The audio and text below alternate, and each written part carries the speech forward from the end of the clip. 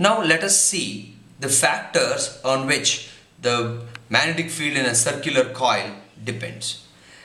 Now I have connected this terminals to one single loop. Here there are many turns, but the connection is made in such a way that there is one single loop, and you can see the magnetic needle here resting in north-south direction. When I give 1.5 volts, you can see the degree of deflection and you can decide. If I connect, you can see it is almost about 20 degree. Now I increase the turns to 2 turns and give the same amount, 1.5 volts. This time it has moved up to 40 degree. That is, you can see as I am increasing, you can observe something happening. The length of the conductor is also increasing. Now you can see it is 60 degree, almost 45 degree. Now I'll increase to 5 turns. This time I have to increase the voltage also. It is 3 volts I am giving now. You can observe the deflection. The deflection is about 60 degree. Now I will take out and give it to 10 turns. Now you see it is about 80 degree, and lastly if I connect it to 50 turns, it is, you can see, let the needle stop, you'll be surprised, it is 90 degree. It's almost 90 degree, it's perpendicular, it's almost straight. Now what is the conclusion? As the number of turns are increasing, the magnetic field is also increasing, because in a loop the direction of current is the same and the magnetic field is getting added every time, and the degree of deflection is also increasing, which is interpreting as the number of turns increases, the magnetic field also increases. Now let us concentrate on the amount of current. Now you observe what happens, the degree of deflection when I increase the current. When I increase the current, observe the deflection is the minimum. Now if I increase the current, you can see what happens.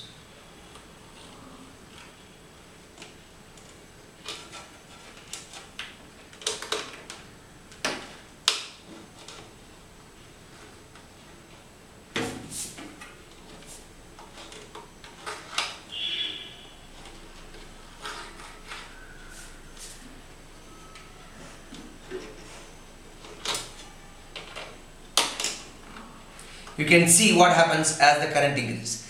The degree of deflection also goes on increasing. I repeat again, as the current increases, it is 0, let us say. Now it is going on, as the current is increasing, the degree of deflection is also going on increasing from 0 to 60 degree. As I decrease, it decreases to 0. Again, as the current increases, you can see the degree of deflection is going on increasing. You can see and as it decreases, the deflection goes on decreasing as well. So this shows as the current increases, the magnetic field also increases. It is dependent on the amount of current that is allowed to flow through it. Now, so the first factor was the number of turns. The second factor, that is, it is directly proportional to the number of turns. Second is the amount of current. The magnetic field is directly proportional to the amount of current. As the current increases, magnetic field increases. As the number of turns increases, magnetic field again increases. Now, let us look at the radius or the diameter of the coil. How does it depend?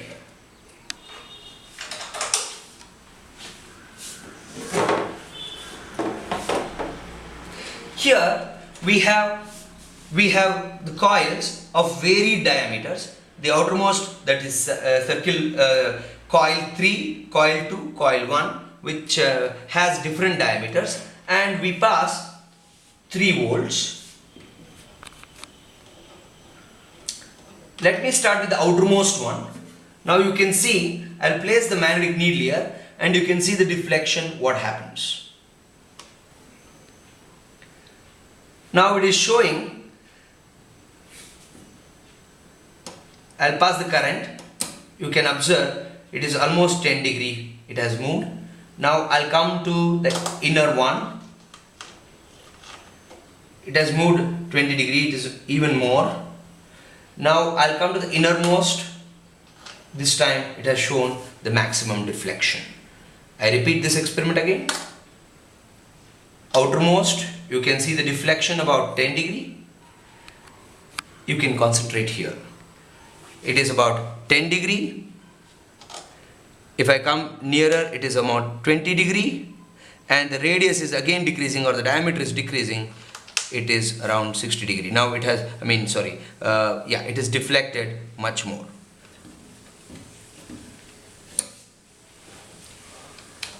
So it is inversely proportional to the radius. As the radius decreases, the magnetic field increases, or the other way around. As the radius increases, the magnetic field decreases. It is inversely proportional. Now, in order to increase the magnetic field, we have done right from the straight conductor. We have increased the number of turns in the straight conductor. Then we made it into a circular loop. The pattern changed. Now we are moving into a cylindrical coil. A cylindrical coil around which insulated copper wire is wound is called a solenoid. Okay. This let us see how the magnetic field pattern in a solenoid is there. Now I again sprinkle iron filings around this solenoid.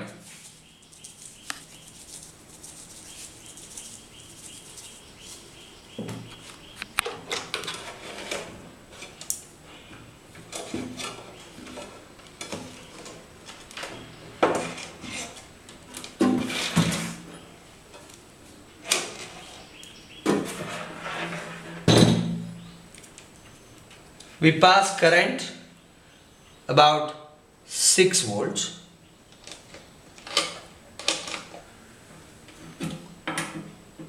And you can see the magnetic field pattern, how it changes.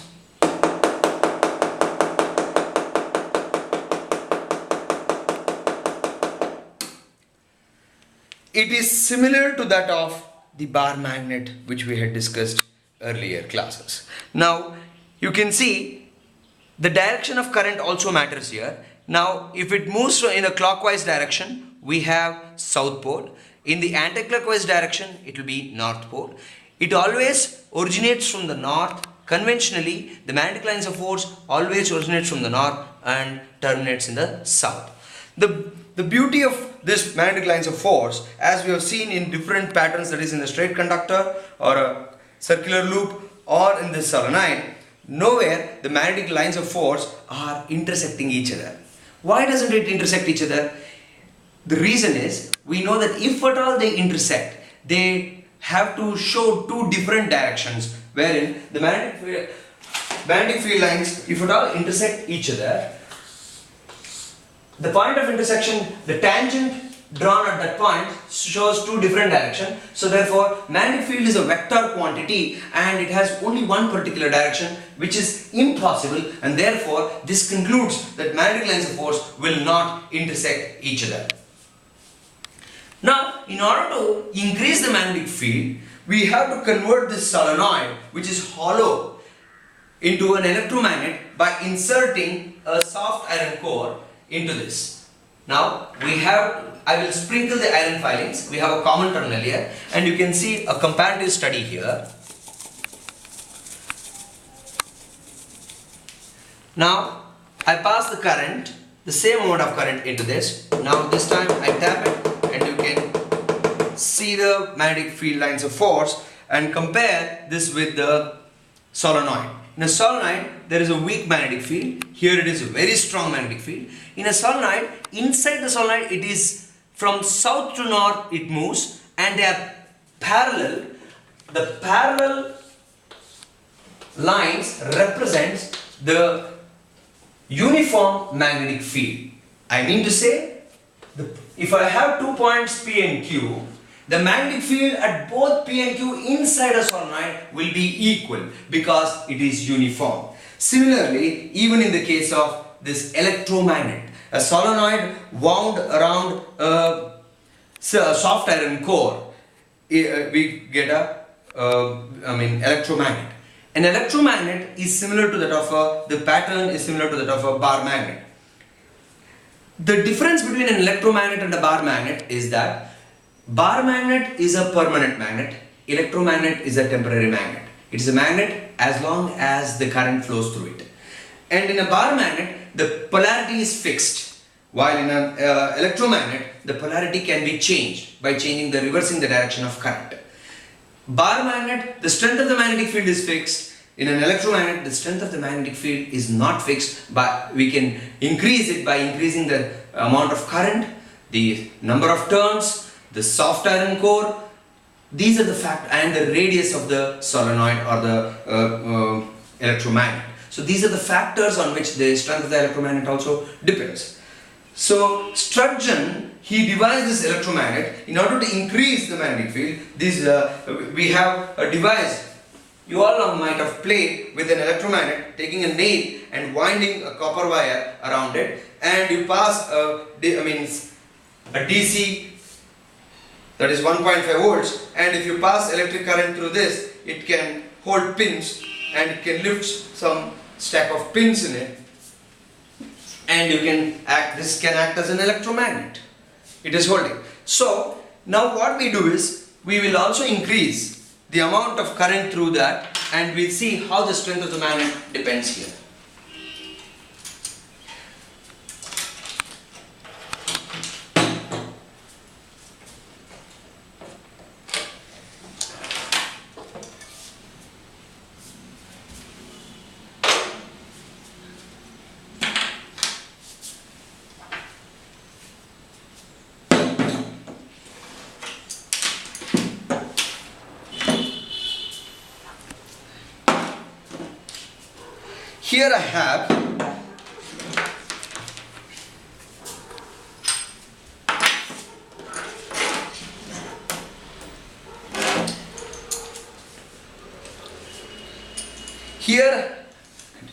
Here I have electromagnets, but this is a solenoid wherein the soft iron, the core is very loosely packed, and you can observe what is its strength, and you can see the comparative study. These are aluminum rods.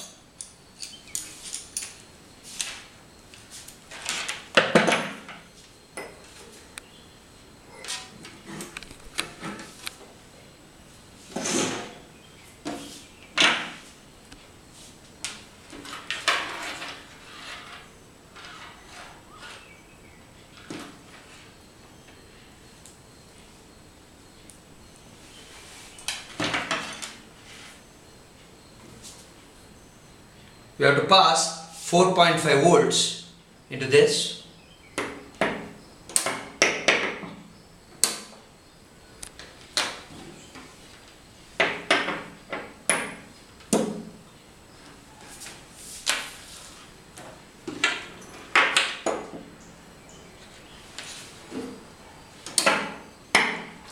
Yeah, this creates a weak magnetic field, and it cannot lift, and it can lift only this a small piece of iron. It can attract. Okay, now, but it cannot lift this 50-gram iron because its weight is high and its strength is lesser. So what we do is we change this electromagnet, and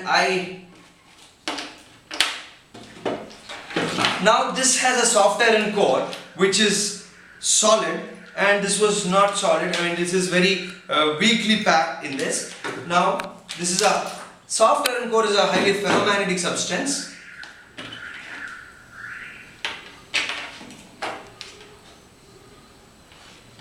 When I pass current in this, it can lift.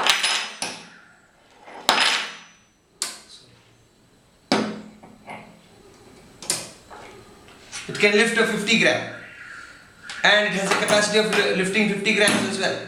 Now, not more than that. Now, loss.